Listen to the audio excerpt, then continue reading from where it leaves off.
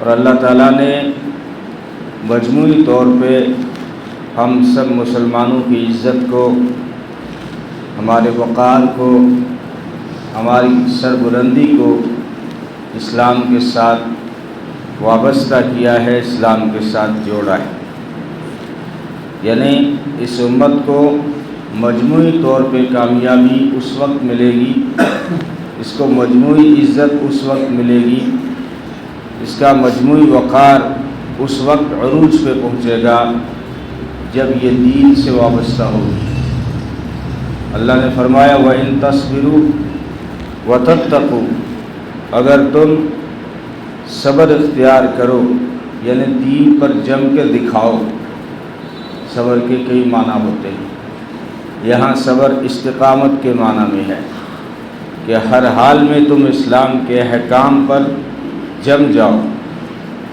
وَتَتَّقُوا، اور تقوی اختیار کرو، گناہوں سے بچو، اللہ کی نافرمانی والے کاموں سے بچ جاؤ، تو دنیا کا کوئی منصوبہ تمہارا نقصان نہیں کر سکتا۔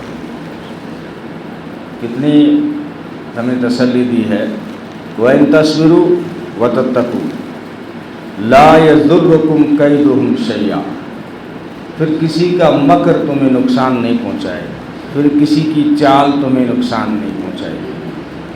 تو آج مسلمان جو ہم ناکام ہیں، ذلیل و خوار ہیں، مصائب کے شکار ہیں، تو یہ ہم سے شرطیں یہی چھوٹی ہوئی ہیں، ایک تصبروا اور دوسری تتقوا، یعنی دین پہ جمنا ہم سے ہوتا نہیں ہے اور گناہوں سے بچنا ہوتا نہیں ہے۔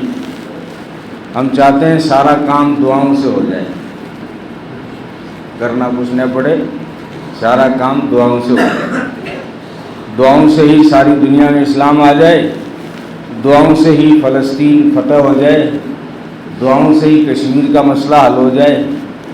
قرآن کہتا ہے صرف دعاؤں سے مسئلہ حل نہیں ہوگا، بلکہ تم سے کچھ چیزیں اللہ نے مانگی ہیں وہ پیش کرنی پڑے گی۔ اللہ نے تم سے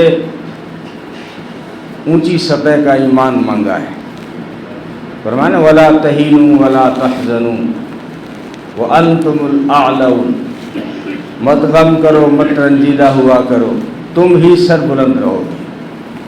اب یہ ایمان والوں سے خطاب ہے کہ تم ہی سر بلند رہو گے، لیکن شرط لگا دی ان کنتم مؤمنین، اگر تم سچے اور پکے مومن ہوئے تو۔ اب یہ پکے مومن والی بات ہمارے قابو میں نہیں آ رہی، ہم تو زیروکس ہیں، مومن کی 2 کاپی ہیں، اصل کاپی نہیں ہے۔ اگر شیر کی 2 کاپی ہو، فوٹو ہو، تو اس سے کوئی نہیں ڈرے گا، اور اگر شیر اصلی ہو، بوڑھا ہو چاہے بچہ ہو، دیکھ کے سب کے رونگٹے کھڑے ہو جائیں۔ اور کتنی بڑی تصویر چوراہے پہ لٹکا دی جائے تو شیر سے کوئی نہیں ڈرے گا، بچے بھی اس سے کنکر ماریں گے۔ تو ہم مسلمانوں کی جو ہوا نکل گئی، جو وقار گھٹ گیا، اس کی وجہ یہ ہے کہ جو ہمارا اندر کا ایک جوہر تھا، ایمانی جو قوت تھی، وہ ہم سے نکل گئی۔ اور اللہ تعالیٰ نے اس آیت کے بعد ہی فوراً غزوہ احد کا ذکر کیا ہے اور بدر کی مثال دی ہے۔ فرمایا بدر میں تمہاری فتح کیوں ہوئی اور احد میں تھوڑی دیر کے لیے شکست کی ہوئی، کیوں ہوئی؟ جس کے اسباب کو جب آپ تلاش کریں گے تو قرآن کہتا ہے وَلَقَدْ نَصَرَكُمُ اللَّهُ بِبَدْرٍ وَأَنْتُمْ أَذِلَّةٌ، بدر میں تمہاری مدد کی گئی حالانکہ تم بڑے کمزور تھے، یعنی 313 تو تھے، سامنے 1000 کا لشکر تھا، تمہارے پاس اتنی سواریاں نہیں تھی، تمہارے پاس میں اتنے ہتھیار نہیں تھے، اس کے باوجود تمہاری فتح ہو گئی۔ اور ایک اور غزوہ ہے وَيَوْمَ حُنَيْنٍ إِذْ أَعْجَبَتْكُمْ كَثْرَتُكُمْ فَلَمْ تُغْنِ عَنْكُمْ شَيْئًا، اور حنین کے دن تو اتنا تمہارا مجمع تھا کہ تم عجب کے شکار ہو گئے تھے کہ آج اتنا بڑا لشکر ہے، اس کو کوئی شکست نہیں دے سکتا۔ پہلے مرحلے میں شکست کا سامنا کرنا پڑا، ہار کا منہ دیکھنا پڑا۔ ایسا کیوں ہو رہا ہے؟ بدر میں فتح آ جاتی ہے، 313 تھے۔ احد کے اندر جو ہے مسلمانوں کا لشکر 700 ہے، 1000 تھے، 300 منافق نکل گئے تھے، 700 مسلمان سچے تھے، اور سامنے 3000 کا لشکر تھا۔ یہاں بھی تھوڑی دیر کی شکست ہوئی تو قرآن کہتا ہے اس شکست کے اسباب یہ ہیں، بدر کے اندر تم نے استقامت دکھائی۔ وَإِن تَصْبِرُوا، جم کے دکھانا، یہ بدر میں جب نبی نے پوچھا نا کیا کریں گے تو کہا کہ کرنا کیا ہے، آپ حکم دیں تو ہم آگ میں چھلانگ لگا دیں، آپ حکم دیں تو ہم دنیا کے کناروں تک چلے جائیں، آپ حکم دیں تو ہم دریاؤں میں سمندروں میں چھلانگیں لگا دیں۔ یہ جم کے دکھایا تو اللہ کی مدد اتری، فرشتے اترے۔ احد میں اس کے برعکس ہوا۔ احد میں نبی حکم دے رہے ہیں کہ تم چاہے دیکھ لو نا کہ پرندے ہماری بوٹیاں نوچ رہے ہیں، یا تم دیکھ لو کہ ہمیں فتح ہو گئی ہے، تب بھی تم پہاڑی سے نیچے مت اترنا۔ اب یہ نبی کا حکم تھا، لیکن پہلے مرحلے میں مسلمانوں کو فتح ہو جاتی ہے احد کے اندر۔ یہ احد اسی شوال میں ہوئی، رمضان کے بعد۔ اصل میں غصہ اتارنے آئے تھے مشرکین بدر کا۔ بدر میں 70 کاٹے گئے، کنویں میں ڈالا گیا۔ ابو جہل چلے گئے، سردار ابو سفیان کے پاس آ گئی، یہودیوں سے مشورے کرتا ہے، کبھی کس سردار سے ملتا ہے۔ بالآخر انہوں نے دار الندوہ میں میٹنگ کی کہ ہمیں بدر کا بدلہ لینا ہے۔ اب 3000 کا لشکر تیار کیا ہے اور یہ مدینے پہ حملہ کرنے آ رہے ہیں۔ مکہ کے اندر نبی کے چچا تھے حضرت عباس رضی اللہ تعالیٰ عنہ، انہوں نے خبر بھجوائی کہ میرے بھتیجے آپ کے خلاف یہاں بڑی سازشیں ہو رہی ہیں، بہت بڑا لشکر تیار کیا جا رہا ہے، آپ پہ حملے کی تیاری ہو رہی ہے۔ تو آپ صلی اللہ علیہ وسلم نے بھی مشورہ کیا کیا کرنا چاہیے، مدینے میں رہ کے دفاع کریں یا باہر نکل کے مقابلہ کریں۔ نبی کی رائے یہ تھی کہ مدینے میں رہ کے دفاع کریں، اور منافقین کا جو سردار تھا عبداللہ بن ابی، اس کی رائے بھی یہی تھی کہ مدینے میں رہ کے مقابلہ کریں۔ لیکن وہ نوجوان صحابہ جن کو بدر میں موقع نہیں ملا تھا کفر سے ٹکرانے کا، ان کے جذبات کچھ اور تھے۔ کہا کہ نہیں، باہر نکل کے مقابلہ کریں گے، ہمیشہ کے لیے یہ کہانی ختم ہو جائے، پھر کوئی ہمارے خلاف سازش کرنے کی سوچے گا بھی نہیں۔ اب ان کے جذبات تھے اور اکثر رائے تھی، تو نبی نے تیاری کر لی۔ بہرحال پہلے مرحلے میں تو مسلمان غالب رہے، یہاں تک کہ ابو سفیان کے لشکر کو بھاگنا پڑا۔ عورتیں ساتھ آئی تھیں، وہ بھی بھاگنے لگی۔ تو پہاڑی پہ جو چڑھے ہوئے تھے 50 تیر انداز نبی نے بٹھائے تھے جبل رومات پر، جبل روما پر۔ حضرت عبداللہ ابن جبیر کی قیادت میں انہوں نے دیکھا کہ نیچے میدان میں تو حالات کچھ اور ہے، کفر بھاگ رہا ہے، ابو سفیان کی بیوی عورتوں کو لے کے بھاگ رہی ہے، مسلمان مال غنیمت تقسیم کر رہے ہیں، تو اب ہم پہاڑی پہ کیا کر رہے ہیں؟ کسی نے کہا کہ نبی کا حکم یہ ہے کہ چاہے پرندے ہماری بوٹیاں نوچ لیں یا ہم فتح پا لیں، تب بھی تمہیں نہیں اترنا، نبی کے حکم کا انتظار کرنا چاہیے۔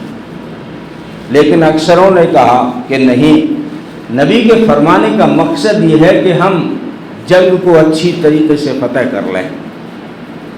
یہاں اس لیے تاکید کی تھی کہ یہاں سے حملے کا اندیشہ تھا کہ پیچھے سے کوئی حملہ نہ کر دے۔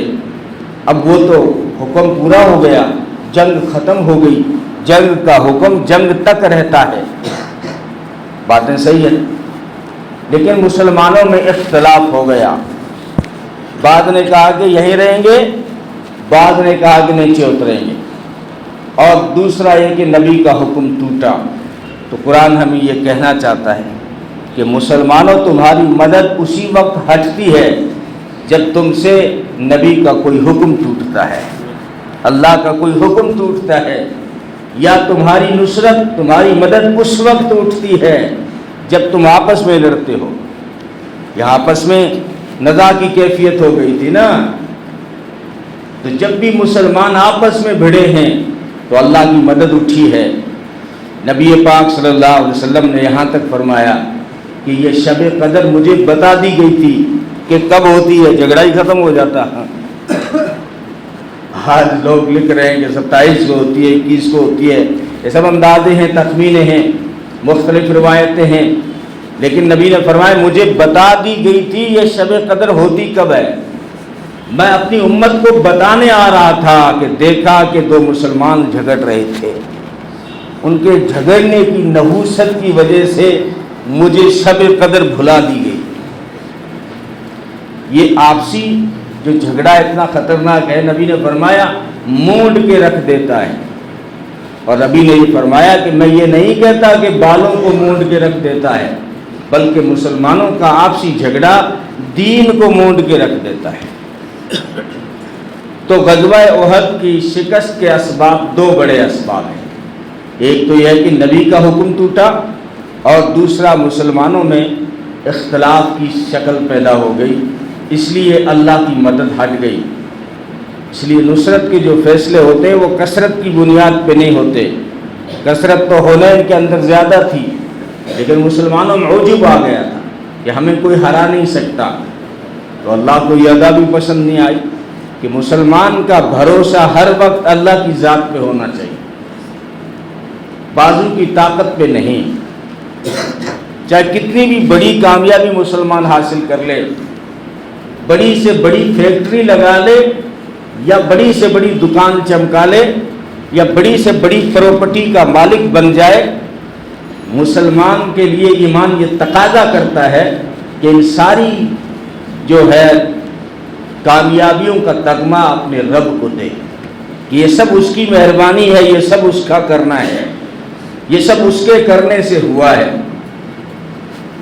یہ تو قارون کی سوچ ہے نا کہ میری سمجھداری پہ مجھے مال ملا ہے، میری بازو کی طاقت کی بنیاد پر اور میری محنت کی بنیاد پہ مال ملا ہے۔ میں کہا کرتا ہوں اگر طاقت کی بنیاد پہ مال ملتا حضرت علی کبھی غریب نہیں ہوتے، کتنے بہادر تھے، وہ خیبر کا درہ ہاتھ میں اٹھا لیا تھا، پل بنا کے صحابہ کو کراس کرا دیا تھا، غریب ہیں گھر میں فاقے پڑ رہے، بازو کی طاقت سے اگر کوئی مالدار ہوتا علی تو غریب نہ ہوتے۔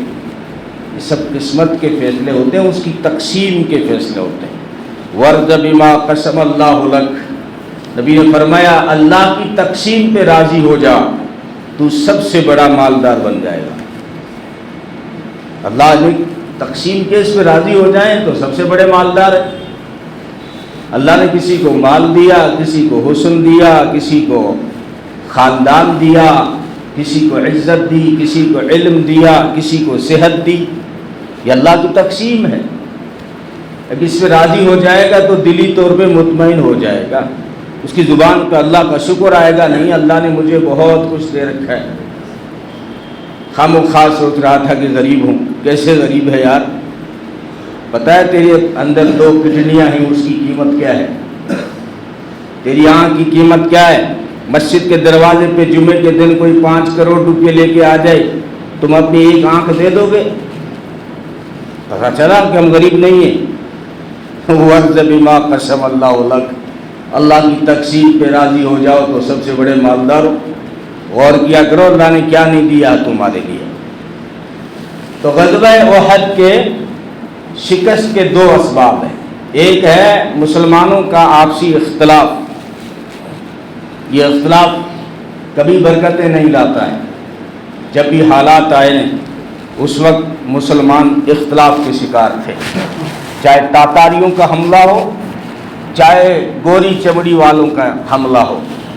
یہ حملے اس وقت ہوئے جب مسلمان آپسی چھوٹے مسائل میں لڑ رہے تھے، بحثیں ہوتی تھی، کہتے تھے اصحاب کہف کا کتا کالا تھا کہ کیسا تھا، سفید تھا، یہ جھگڑے ہو رہے ہیں اور تاتاری حملے کر رہے ہیں۔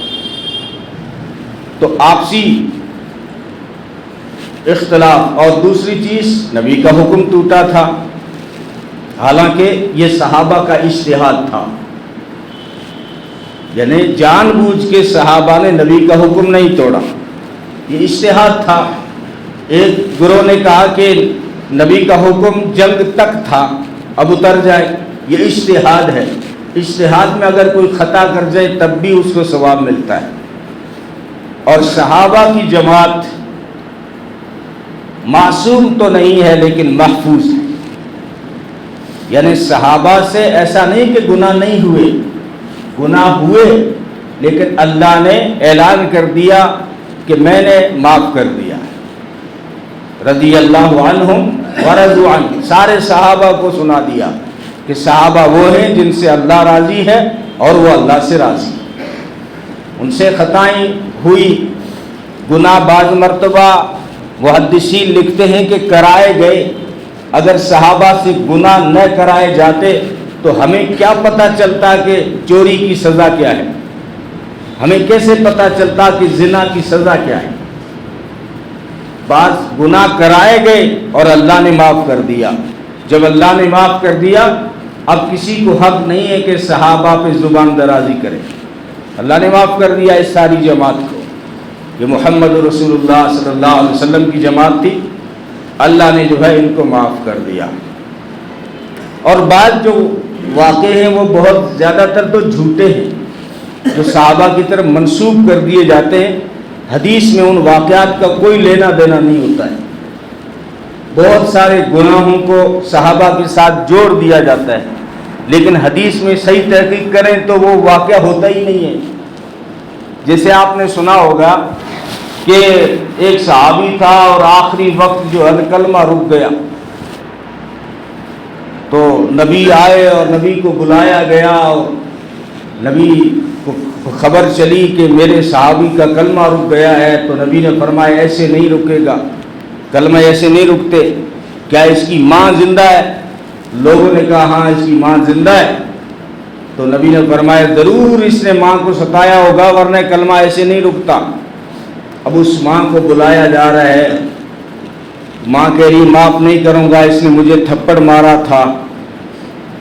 پھر نبی نے حکم دیا کہ آگ سلگاؤ اور اس کو آگ میں ڈال دو، کیونکہ ماں معاف نہیں کرے گی تو دوزخ کی آگ میں جائے گا۔ اب یہ واقعہ آپ کو بتا رہا ہے کہ صحابی جو ہے ماں کا نافرمان تھا اور بیوی کی مانتا تھا، ماں کے چہرے پہ تھپڑ مار دیا، سب بکواس ہے۔ کوئی مولوی تو ماں کا نافرمان ہو سکتا ہے، کوئی صحابی ماں کا نافرمان نہیں ہو سکتا، یہ واقعہ حدیثوں میں ہے ہی نہیں۔ جماعت والے بہت بتاتے ہیں۔ ارے بھائی جماعت والوں کی بات نہیں ہے، خطیب میرے جیسے جو خطیب ہے نا، جماعت والے آپ ہیں، آپ عالم تھوڑی ہے کوئی، میں عالم ہوں، چاہے ہم جو خطیب لوگ اسکالر لوگ جو ہوتے ہیں یوٹیوب کی دنیا میں بہت ہیں، تو وہ کیا کرتے ہیں کہ ہمارے فالوورز بڑھ جائیں گے، لائک بڑھ جائیں گے، شیئر بڑھ جائیں گے، اور جب میرے بیان کو میری کلپ کو آپ زیادہ سنیں گے تو پیسے وہ آئیں گے یوٹیوب پر۔ تو اس چکر میں کیا کہوں گا، کیونکہ بنگلہ دیش اور پاکستان اور انڈیا میں کیا ہے کہ یہاں بہت بڑی مسلمانوں کا ایک قبیلہ ہے جن کو قریش کہا جاتا ہے، یہ اپنے آپ کو قریش کہتے ہیں، جن کو ہم قصائی بھی کہتے ہیں۔ تو خطیب کھڑا ہوگا اور کہے گا کہ تمہیں پتہ ہے موسیٰ علیہ السلام نے اللہ سے بات کی اور اللہ سے کہا کہ جو ہے موسیٰ علیہ السلام نے اللہ سے پوچھا جنت میں میرا ساتھی کون ہے، تو اللہ نے فرمایا وہ فلانا قصائی تیرا جنت کا ساتھی ہے۔ جب یہ کوئی خطیب بات کہتا ہے تو قصائی تو سارے خوش ہو جاتے ہیں، اس کے فالوورز اور بھکت ہو جاتے ہیں، جو اس کی ویڈیو کو لائک کرتے ہیں، شیئر کرتے ہیں اور خوش ہوتے ہیں کہ جو ہے ہم موسیٰ علیہ السلام کے جنت کے ساتھی ہیں۔ حقیقت یہ ہے کہ یہ واقعہ حدیث میں ہے ہی نہیں۔ یہ خطیب اب چاہے تک طارق جمیل ہو چاہے صدیق ہو، اپنے فالوورز کے چکر میں ہوتے ہیں، بڑے بڑے لوگ، آپ کو پتہ نہیں علم کی مضبوطی کہاں پر ہے؟ علم کی مضبوطی ان کے پاس ہے جو دن رات بیٹھ کے حدیث پڑھا رہے ہیں، بخاری شریف پڑھا رہے ہیں، قرآن کے ترجمے پڑھا رہے ہیں، قرآن کی تفسیریں پڑھا رہے ہیں۔ آپ ان کے پاس نہیں جاتے، آپ کیا کرتے ہیں؟ یوٹیوب کھولتے ہیں، خطیبوں کو سنتے ہیں، اسکالر کو سنتے ہیں، جو اسپیچ دینے والے ہیں۔ اسپیچ دینے والے کوئی گہرائی نہیں بتاتے، علم کی مسائل کی گہرائی میں نہیں جاتے، وہ تو واقعات سنا دیتے ہیں اور تقریر چمک جائے گی، لوگ کہیں گے واہ واہ چوکھی تقریر کرے، یہ جامع مسجد کے امام اسی تقریر کری، کانا کا پردہ ہی کیڑا ہی جھاڑ دیا، اب یہ جو ہے اپنی واہ واہ بٹورنے کے چکر میں۔ عطا اللہ شاہ بخاری فرمایا کرتے تھے کہ جب اچھی تقریر کرتا ہوں تو لوگ کہتے ہیں واہ عطا اللہ، واہ عطا اللہ، جیل میں جاتا ہوں تو کہتے ہیں آہ عطا اللہ، آہ عطا اللہ، اسی آہ اور واہ میں تباہ ہو گیا عطا اللہ، اسی واہ اور آہ میں تباہ ہو گیا عطا اللہ۔ تو یہ بہرحال میں جو بات کر رہا تھا وہ دوسری کر رہا تھا، صحابہ سے گناہ اگر ہوا تو اللہ نے اس کو معاف کر دیا، اور بہت سارے جو ہمیں بتائے جاتے ہیں کہ صحابی نے یہ گناہ کیا وہ گناہ کیا، وہ واقعہ حدیث میں ہوتا ہی نہیں ہے۔ بہرحال جو ہے صحابہ جو اترے پہاڑی سے، وہ اس لیے اترے کہ انہوں نے سوچا کہ نبی کا حکم جو تھا وہ جنگ کے ختم تک تھا، اور دوسری بات یہ ہے کہ صرف غلطیوں کی بنیاد پہ شکست نہیں ہوئی، بلکہ اللہ کی طرف سے اس دنیا میں کبھی آزمائش بھی ہوتی ہے، تو صحابہ کے اوپر ایک آزمائش ڈالی گئی۔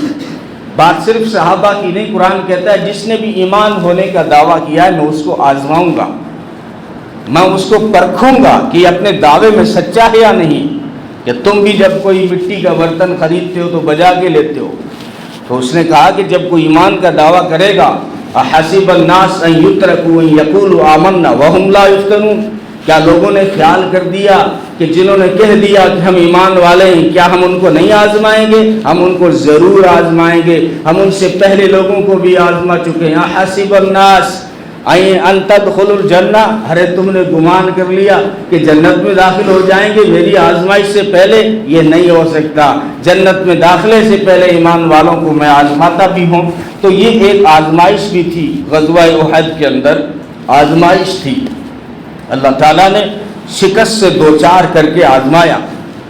اور کیا آزمائش؟ کہ حضرت خالد بن ولید کے لشکر نے جو اس وقت ایمان میں داخل نہیں ہوئے تھے، اسی پہاڑی کے پچھلے حملہ، جب وہ اتر رہے تھے تو پیچھے سے حملہ کر دیا، اور جو مشرکین کا لشکر بھاگا تھا وہ واپس آ گیا، اور مسلمان دونوں لشکروں کے بیچ میں آ گیا۔ اسی وقت یہ خبر آ گئی کہ نبی شہید ہو گئے۔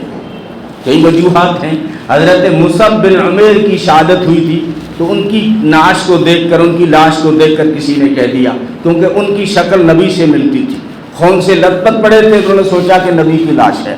دوسرا یہ ہے کہ دشمن نے جان بوجھ کے یہ افواہ پھیلائی تھی تاکہ مسلمانوں کے حوصلے پست ہو جائیں، اور کچھ روایتیں کہتی ہیں کہ شیطان نے جان بوجھ کے یہ اعلان کیا تھا تاکہ مسلمانوں کے حوصلے اڑ جائیں۔ تو ایک حوصلے اڑ گئے، اب یہ خبر کیسے سنتے صحابہ؟ ہاتھوں سے صحابہ کے ہاتھوں سے تلواریں گر گئی، اور کسی کا جملے نکلے جب وہ ہی نہیں رہے ہمارے سردار، جب کیا جنگیں، کیا کرنا۔ یہ غم کی وجہ سے ہوا۔ حضرت عمر جیسا مضبوط انسان بھی بیٹھ گیا۔ اس وقت کسی صحابی نے پکار کے کہا تھا، عمر اگر وہ نہیں رہے ہو تو تم زندہ ہو کے کیا کرو گے؟ اٹھو، لو تلوار ہو، چل پڑو، جب وہ نہیں رہے تو تم دنیا میں کیوں رہو گے؟ اور یہ آزمائش ہوئی، اور اس کے بعد میں جو ہے پتہ یہ چلا کہ نبی بھی سلامت ہیں، مسلمانوں کے حوصلے بلند ہوئے، پھر تیار ہوئے، پھر کفر کو بھاگنے پہ مجبور ہوا۔ اب یہ جو حالات آئے تو مسلمان جو ہے کافی افسردہ ہوئے کہ اللہ نہ جانے کیا عذاب اترے گا، کہ ہم نے جو ہے تلواریں چھوڑ دی تھی، نبی کا حکم توڑ دیا۔ تو جو ہے بڑی تسلی دی اللہ تعالیٰ نے، فرمایا یہ آزمائش تھی، اگر تمہیں زخم پہنچا ہے نا تو ان سے پہلے ان کو بھی پہنچ چکا ہے نا، تمہارے 70 آج شہید ہوئے نا، تو بدر کو یاد کرو، بدر میں ان کے 70 جو ہے قتل کر دیے گئے تھے۔ یہ دنیا ہے، یہ آزمائش تھی۔ تلک الایام نداولها بین الناس، یہ اسی واقعات کے بیچ کی آیت ہے کہ یہ جو حالات ہیں ہم لوگوں میں پھیرتے رہتے ہیں، خوشی کے، غمی کے، مالداری کے، غریبی کے، حکومت کے، یہ گھماتے رہتے ہیں۔ جو مالدار ہے وہ آگے چل کے غریبوں کی لسٹ میں آ جاتا ہے، جو غریبوں کی لسٹ میں ہے وہ آگے چل کے مالداروں کی لسٹ میں آ جاتا ہے۔ یہ رو رہا ہے، یہ ہر روز ہو رہا ہے، ہر بستی میں ہو رہا ہے، ہر محلے میں ہو رہا ہے، ہر سال ہو رہا ہے۔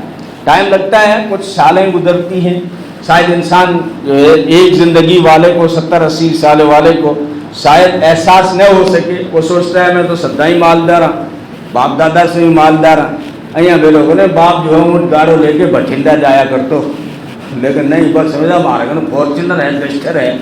تو بہرحال جو غریب تھا نا آپ کے بادرہ میں، سب سے زیادہ غریب آج وہ سب سے بڑا مالدار ہوگا۔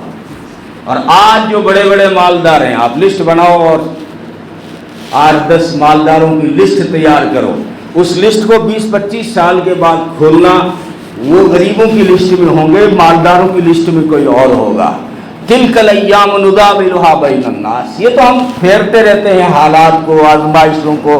اب بدر میں ان کے اوپر حالات آ گئے، اب تم پر آئے، اس کا مطلب یہ نہیں کہ میں ناراض ہوں، لیکن یہ بھی کہا ولا تہینوا ولا تحزنوا وانتم الاعلون ان کنتم مؤمنین، غم نہ کرو، رنجیدہ مت ہو، جو ہو گیا وہ ہو گیا، لیکن آگے کے لیے بتا دیتا ہوں تم ہی سر بلند رہو گے، ان کنتم مؤمنین، اگر تم سچے اور پکے مومن رہے تو میری مددیں تمہارے ساتھ رہیں گی۔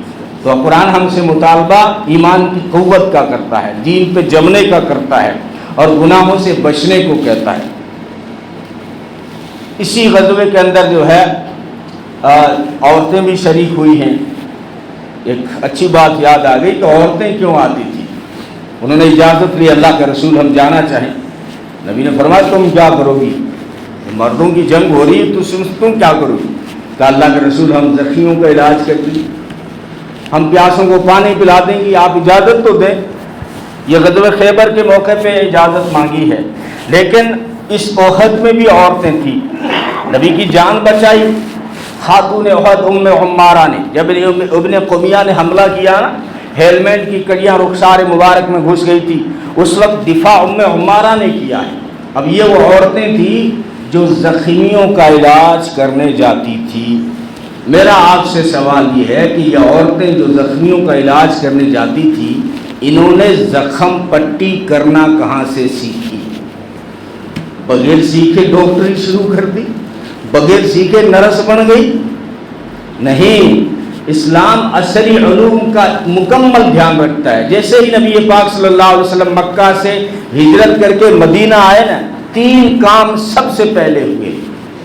سب سے پہلے مسجد نبوی بنی، بہت سوچ کے بول رہا ہوں، اور مسجد نبوی کے آنگن میں چبوترا بنا ہے، جو مکتب تھا، مدرسہ تھا، جہاں دن رات لوگ قرآن پڑھتے تھے، علوم شریعہ سیکھتے تھے۔ کم سے کم ان کی تعداد 70 رہی ہے، زیادہ سے زیادہ 400 اسٹوڈنٹ ہوئے اس چھپر کے اندر۔ یہ مدرسہ تھا، دارالعلوم تھا۔ یہ مسلمان کی ذمہ داری ہے، جہاں بھی مسلمان ہوں سب سے پہلے مسجد کی آبادی کی فکر کرے، اور پھر مکاتب کو مضبوط کرے۔ مساجد کے نیچے ہی گجراتی مسلمان کی طرح جاؤ، ان کے مکاتب چیک کرو، ایک ایک مکاتب میں 800 بچے پڑھتے ہیں، وہ زکوٰۃ نہیں لیتے۔ اور ہمارے راجستھان کے کسی مدرسے میں 300 بچے ہو نا، وہ ڈھنڈورا پیٹ لے گا، ڈھنڈورا، یہ ساری زکوٰۃ من نہ دیو، 300 بچہ ہے ہمارے گھر میں۔ گجرات کی ہر مسجد میں 800 بچے پڑھتے ہیں، اتنے مکتب ان کے مضبوط ہیں، وہ زکوٰۃ نہیں لیتے، لیتے نہیں۔ اور تیسرا کام کیا کیا نبی نے؟ تیسرا کام، مسجد نبوی کے آگے سامنے بالکل ایک چبوترا بنایا، اور وہ ہاسپٹل تھا، وہ کلینک تھا، کہ انسان کی صحت کا بھی اسلام نے خیال کیا ہے نا، صحت ہوگی تو کام صحیح کر سکو گے۔ وہاں ایک عورت تھی حضرت رفیدہ، جو نبی کے اسلام مدینہ آنے سے پہلے ہی اسلام میں داخل ہو گئی تھی۔ جب حضرت مصعب بن عمیر مدینہ میں محنت کر رہے تھے، اس وقت یہ چونکہ پڑھی لکھی لڑکی تھی، حضرت رفیدہ ان کا نام ہے، انہوں نے جو ڈاکٹری کا علم ہے، طب کا جو علم ہے، انہوں نے اپنے باپ سے سیکھا، حضرت سعد اسلمی، یہ قبیلہ خزرج کی شاخ بنو اسلم سے ہے۔ اب یہ نبی پاک صلی اللہ علیہ وسلم جب مدینہ آئے تو یہ عورت بھی استقبال کرنے نکلی تھی اور کہا کہ میں اسلام میں داخل ہو چکی ہوں اور میں ایک نرس ہوں، میں زخمیوں کا علاج کرنا جانتی ہوں، میں یہ کام اوروں کو سکھانا چاہتی ہوں۔ تو نبی پاک صلی اللہ علیہ وسلم نے مسلمان عورتوں کو حکم دیا تھا، سب سے پہلے اپنی بیویوں کو کہا، عائشہ سے، ام سلمہ سے، حفصہ سے، کہ تم جاؤ، جو یہ عورت جو فن جانتی ہے، زخمیوں کا علاج کرنا جانتی ہے، یہ فن تم بھی سیکھو، یہ نرسنگ تم بھی سیکھو۔ تو حضرت عائشہ نے سیکھا، حضرت حفصہ نے، ام سلمہ نے، ام عمارہ نے۔ اس لیے یہ عورتیں جب جنگ میں جاتی تھی، یہ نرسنگ اسٹاف ہوا کرتا تھا جو کہتی تھی کہ ہم بھی جنگ میں جانا چاہتے ہیں، اگر کوئی زخمی ہوگا تو ہم علاج کریں گے۔ حضرت سعد بن معاذ، وہ خندق میں ایسا تیر لگا تھا کہ شہ رگ کٹ گئی تھی۔ ڈاکٹروں سے پوچھو اگر کسی کی شہ رگ کٹ جائے اور خون بہت بہہ جائے وہ جی سکتا ہے؟ اسی حضرت رفیدہ نے ان کا آپریشن کیا تھا۔ مشرق وسطیٰ میں سب سے پہلا آپریشن اسی عورت نے کیا، یہ صحابیہ حضرت سعد بن معاذ کا۔ 15 دن تک سلامت رہے ہیں حضرت سعد بن معاذ۔ یہ حضرت رفیدہ ہے، آج بھی دنیا ان کو یاد کرتی ہے۔ آئرلینڈ اور بحرین کے اندر جب بچوں کو نرسنگ اسٹاف میں سے جو فرسٹ ڈویژن پہ آتا ہے خدمت کے لحاظ سے، سماجی کارکن کے اعتبار سے، تو ان کو جو تمغہ دیا جاتا ہے اس تمغے پہ لکھا رہتا ہے رفیدہ اسلمیہ۔